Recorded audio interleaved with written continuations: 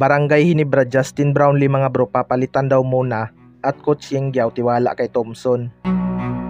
So rain or shine nga ang unang nagbigay ng talo sa GIS team na Hong Kong Eastern mga bro.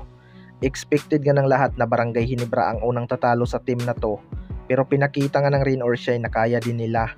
Tinambakan pa nga nila ito mga bro, at malaking dahilan nga dyan ay itong si Thompson.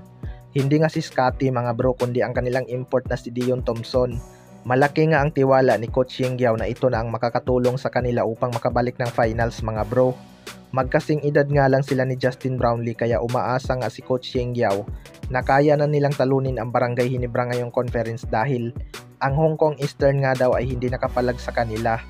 Well, para sa akin mga bro, sa lahat nga ng independent team, rain or shine lang talaga ang may malaking chance na kayang tumalo sa Barangay Hinebra. Ibang klase nga mag-develop ng player itong si Coach Yeng Guiao mga bro.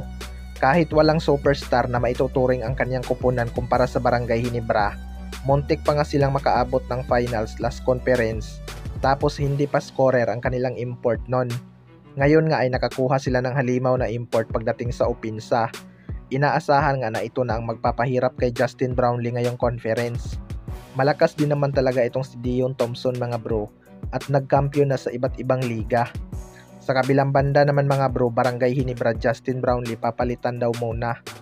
Ito ngang si Justin Brownlee ay naging residence import na talaga ng Barangay Hinebra mga bro, pero nag-struggle nga itong si Justin Brownlee last conference dahilan kaya nabigo silang makabawi sa Governors Cup. Ngayon ngang Commissioners Cup mga bro ay Barangay Hinebra ang defending champion matapos nilang patumbahin ang Bay Area Dragons last season. Nag-debut na rin ang bagong rival ni Justin Brownlee na si Rondy Hollis Jefferson mga bro, pero tambak nga ang inabot nila sa GIS team na Hong Kong Eastern.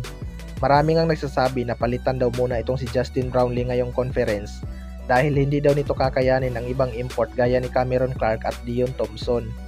Well, para sa akin mga bro, malaki na nga ang napatunayan ni Justin Brownlee sa Commissioner's Cup kahit undersized import siya sa Commissioner's Cup.